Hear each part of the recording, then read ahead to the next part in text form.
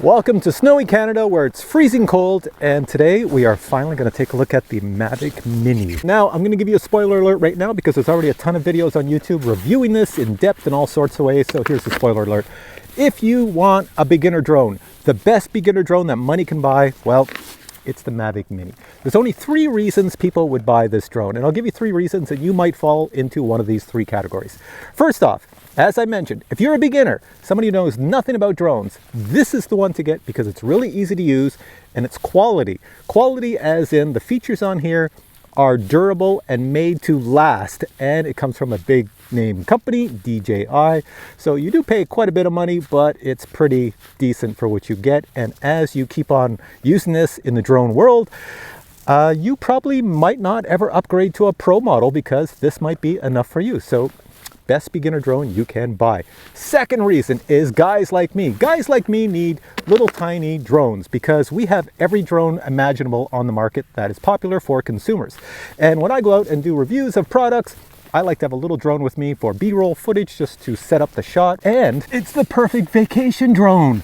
Yes, I used to always take the Spark with me and the Parrot and Nappy when I went on vacation, but this is going to be my new vacation drone because once again, like those other 2 drones, easy to charge up on the go. This is the same way. Long flight time and very small, and nobody is going to get annoyed. Third, where's my fingers? These gloves are frozen. Third reason to get this little DJI Mavic would be, well, this is where a lot of you fall into because these are all the comments I see. It is 249 grams. So let me tell you something. I live in Canada. In Canada, we have drone regulations. Well, we have something called UAV regulations. There's no such thing as drone regulations. They're UAV, in other words, if you fly a model airplane, a helicopter, anything that's unmanned in the air, you fall under these regulations. And it's like that for most countries. So in Canada, my regulations are all written for 250 grams and above. And it says, if you have a drone that is 250 grams or above in Canada, and you are of the age of 14, you must take a written knowledge test, get a pilot certificate, and then apply for basic or advanced certification for where you want to fly. Controlled airspace, uncontrolled airspace. Not only that, you have to pay money and register each individual drone. Under 250 grams, well, guess what? This drone weighs 40 grams. A 5-year-old can fly this anywhere they want because there's no regulations for the 5-year-old to fly this. This drone weighs 249 grams. It falls in the exact same category as this little 40-gram drone. 5-year-old can fly this. A 5-year-old can fly this. I know somebody's going to have to change the regulations in Canada because right now you're thinking, that's insane. Somebody could get hurt with this. Well, when the regulations were written, that's the way they were written. Now, obviously, anybody who buys this, and if you witness anybody flying this erratic or causing nuisance to anybody in Canada or your country, please educate them because they will just ruin the drone hobby for all of us. So in other words, if you're going to fly this in your country and you have regulations that allow you not to register it and do a lot more with it, please fly responsibly. All right, let me open this up and show you what's inside because this is the coolest part. I have big gloves on and I can't grab stuff. So there we go. So there's I'll get the sunshine on. There's my Mavic Mini, the controller, and the power bank right here with the batteries. Okay, so if you buy the Fly More combo, you get 3 batteries. They're in here. And it comes in this nice little USB charger device. So you can go on vacation and just plug a USB cable in there and charge up all these batteries. But here's the sweet thing about it. So I have 3 batteries. I want to know the charge status. I don't know if you can see it out here. I just press the button on the side. It will tell me the charging level of each battery. Hopefully the camera's picking it up. There'll be little lights, 4 LED lights showing what the status of each battery is. And that's also true if you plunk a battery, if you get a battery out here. You know, if you have gloves on, it's hard to do this. It's frozen in there. Oh no, this isn't going to be good. Hey God. Did I tell you it's minus 13 degrees Celsius out right now? That is in Fahrenheit right here. Now we look at the drone itself, and I will say when I first unboxed this and held it in my hand, and I don't know why an awful lot of other reviewers haven't said this, it feels really cheap. Cheap, like you just bought yourself a $20 drone at Walmart. Honestly, it's because the plastic is so thin, everything about it just feels, you know, it doesn't feel quality. That's what they had to do to make it so light. Hopefully it doesn't turn brittle and crumble out in the cold, but we'll see. On the bottom you have little sensors. That's the only sensors you have down here for positioning and height, and they work extremely well. If you want to fly this indoors, it's awesome. On the front, you have a 3-axis mechanical gimbal, so that's all axes. You have this way, and this way. They all work perfect. I don't know how well it's going to work out in the cold, but we're going to see that. You do have brushless motors, foldable props. Those are usually affected by the cold. This thing's only rated to fly in 0 degrees Celsius. And as I said, it's minus 13 right now. I better put my gloves back on because my fingers are freezing. Power button, the power on's on the bottom, and the battery goes in the back. Of course, you lift this back portion up. We'll turn it this way so the sun gets it. I do have a micro SD card in there. The great thing is you'll save money on micro SD cards because since this camera is not super powerful, it records at 2.7K. The max it can record at is 30 frames per second and 2.7K video, that is. You only need a U1 class card, so you don't need a U3. You don't need one of those high performance cards. If you get a U1 card, that's all you need. It works fine in here because it only renders the video or compresses it in a data format of 40 megabits per second, which is pretty low. It does take really good photos, and I'll take some photos out here so you can see it.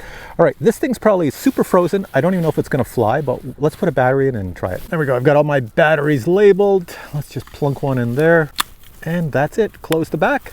We're all set to go. Forgot to mention the controller. You'll notice that once again I labeled the controller because I have so many of these controllers for so many different drones. This one here is very similar to, you know, it's very basic like the one for the Mavic Air or the Spark. Nothing exciting. Joysticks come off. That's about it. Very limited in buttons. All right, this is going to be a really quick flight. I've got my phone here. The phone is actually freezing up on me out here. The screen keeps going off. This is the interface for the Mavic Mini. It's a different type of interface than you're used to if you have a DJI Go 4. It says new battery, request firmware update. So that's one thing. If you're new to DJI drones, their batteries have a chip in them so that they always are consistent and know what firmware is on your drone. Also, a lot of people don't know this, but since I'm an old guy, DJI also makes you update the batteries so that you can't go buy third-party batteries and put them in your drone. That's why there's going to be a little bit of a communication, a firmware update to the battery, and it's going to tell it this is a DJI battery, so we're all good, and I will work with you. Honestly, how many other reviewers on YouTube have done a firmware update at minus 13 degrees Celsius? So it says my aircraft has powered off, everything's powered up, so I got to power back on. So after the firmware update, it turned everything off. It's not turning it back on, so let's see. It doesn't do a reboot. So there we go. I'm getting a notice on my screen that the temperature is much too low and I might have power errors, which, you know, I accept because I'm going to keep it within range and not fly at anything crazy, so I'm fine with that. It says I have no GPS. And it also tells me up top I have to do a compass calibration. Home point has been updated. Please check it on the map. Now on my screen it says do a compass calibration. Let me see if it still lets me fly with that. I'm going to pull these in. Yeah. Take off. So in other words, the compass calibration is one of those recommended things. The home point has been updated. Please check it on the map. Come close to me. I'll whisper in your ear the things that we could be. If you buy this drone and it's not minus 13 weather and you're going to set it all up, please do a compass calibration. Don't be like me. It's just I've been doing this for so long that I kind of know how these drones work and I can fly them with or without a compass. Okay, I've got my big gloves on, so it's a little difficult to fly, but I'm just going to fly it around here. It's such a little tiny drone that it's so easy to fly. I'm just following it here. Now, GPS requires a clear view to the sky, but watch this. I'm going to go around metal objects, which drones don't like, and I should be able to fly it through here, no problem. Right through enclosed spaces. Through here it has no GPS, so it has to switch over to, whoa, see it's drifting a little bit. It's got to switch over to non-GPS mode. So it's using the optical flow sensor to keep it still. But I got it through there. So how about I take this up, fly it around a little bit so you can see what the video looks like. There we go. When there's no more light that you can see, I'll take us back to times when lives were similar and times that all seemed easier. Don't be afraid, I'll be the one to guide you through this endless maze. Don't look so sad, your crying eyes won't dry. You've gotta drive with both headlights so we can see the world and move on.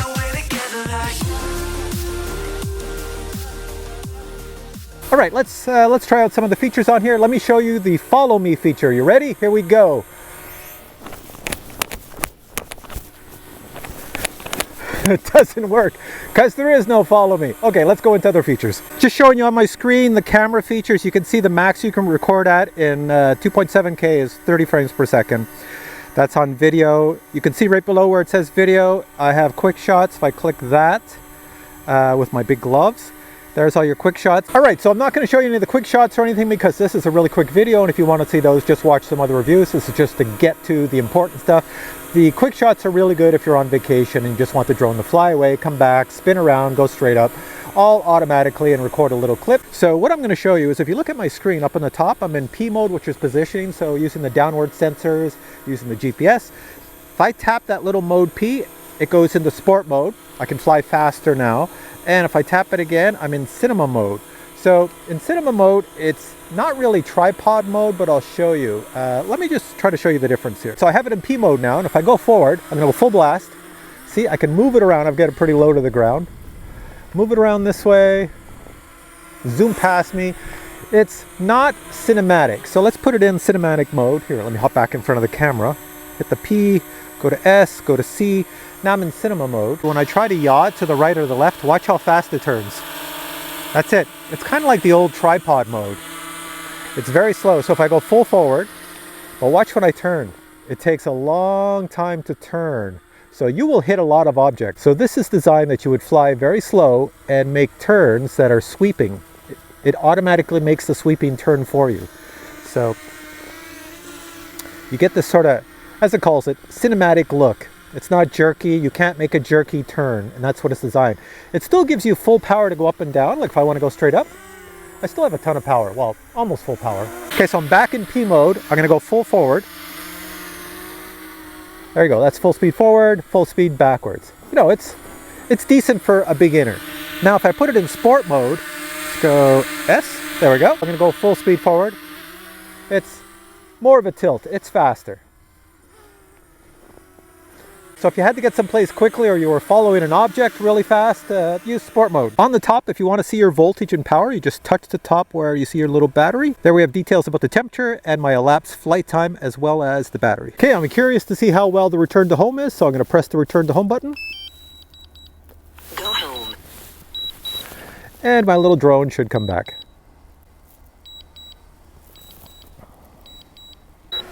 Oh, perfect timing too. I didn't even notice it on my screen. Low battery, return to home. So you can see out in the cold, look at that. Out in the cold, my flight time is like 20 minutes before the low battery was kicking in. Or did it kick in before? If it did, I didn't notice it. So it's coming down. Let's see if it lands on the landing pad. That is pretty decent. You know, for a beginner drone to come down and get that close to the landing pad, it's pretty good. The landing pad's there and the drone's right here. So, oh, look at that. It's even got unsuitable landing area. So let's do this. Landing.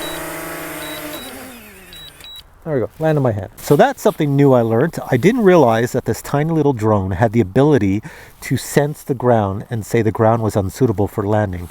That's pretty impressive. Now, unfortunately, all my batteries are frozen because they've been left out at -13. But I just want to try a little bit of a range test with this. So I'm going to put another battery in and I'll just monitor the power. The home point has been updated. Please check it on the map. Okay, now a lot of people have been telling me that the range on this here drone is pretty amazing. So what I'm going to do, see the structure right in front of me? I'm standing behind it. It's all made out of metal. So there's that structure. I'm standing behind it. And I'm going to fly it ahead of it. So that structure is going to cause interference. Let's see how far I can go, if I can make it all the way out to the school. So far, this is really good. I'm going to go towards the parking lot.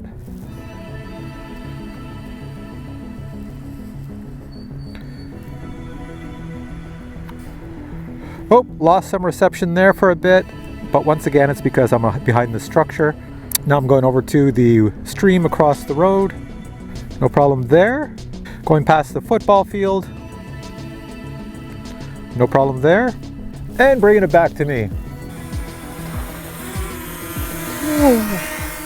So I will say I'm impressed with the ability to not get too messed up with image transmission, because I was standing behind this iron structure and the drone was that way. So all the signal has to go through and around this, and that is terrible for signal. So the sound coming from this is not bothersome. It's even before it came out, I knew exactly what it would sound like because it doesn't weigh a lot. It's got little brushless motors, so it's kind of high pitched, but it's not annoying. And as seen earlier, you can land it in your hand. So what you have to do is pull this little left joystick down and then put your hand. It will recognize your hand. It will land. And I think you can take off the same way. Let me just try takeoff. So it's in my hand and you can take off exactly the same way. You just have to hit the takeoff button. So I'll hold it there. And it should go up. As I move back. Okay. If you're a beginner, do not do what I just did. There we go. You know, Mavic Mini, I'm really starting to like you a lot. So final thoughts on the Mavic Mini. Perfect drone for a beginner, perfect drone for someone like me who needs a backup drone or something for vacation, and finally perfect drone for somebody who wants to fly under 250 grams based on the regulations of your country. Obviously in this review I didn't go super in depth, but if I missed it already, you know, 30-minute flight time, 2.7K camera at 30 frames per second, 40 megabits data rate, which is pretty decent. It's not great, but it's pretty decent. Brushless motors, foldable, sensors on the bottom. Has a range of 4 kilometers, which means you'll get over 2 miles. You saw here in my little range thing with interference, which is the hardest thing for drones to do. 3-axis gimbal on the front, mechanical. Oh, I forgot to do photos, crap. Oh well, here, I'm gonna put some photos right now I took with this. Watch this.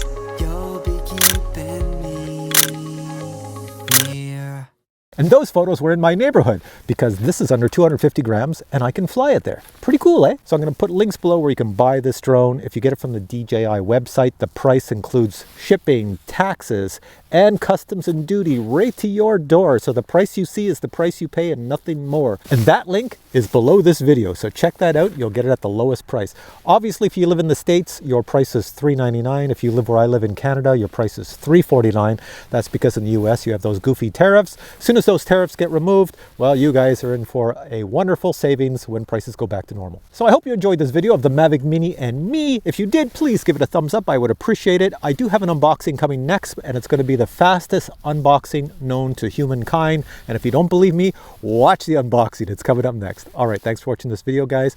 Take care. I'm going to go get warm. See you in the future. Take care. Bye. And now for your viewing pleasure, the quickest unboxing of the Mavic Mini plus the do-it-yourself creative kit. Here we go. Inside the do-it-yourself creative kit, you get all of this. You get some markers, you get the actual stickers, you get some cleaning tools, you get a manual, and you get a piece of cardboard that does utterly nothing. Inside the Fly More kit, you get a case and a pile of other stuff. And when you pull everything out of the box, you get a case, you get this large box, then you get a smaller box and a smaller box and another smaller box. Inside this really nice case, you get the Mavic Mini, you get the controller and you get the charging unit, plus you get a box down here with all sorts of accessories, your joysticks for the controller, your USB cables and all that other good stuff. Here is the customary close-up shot of the Mavic Mini. Love the little tape thing going along here. They put a lot of effort into that and they even taped the props together. Pretty cool. Tape the back together and tape the props together again.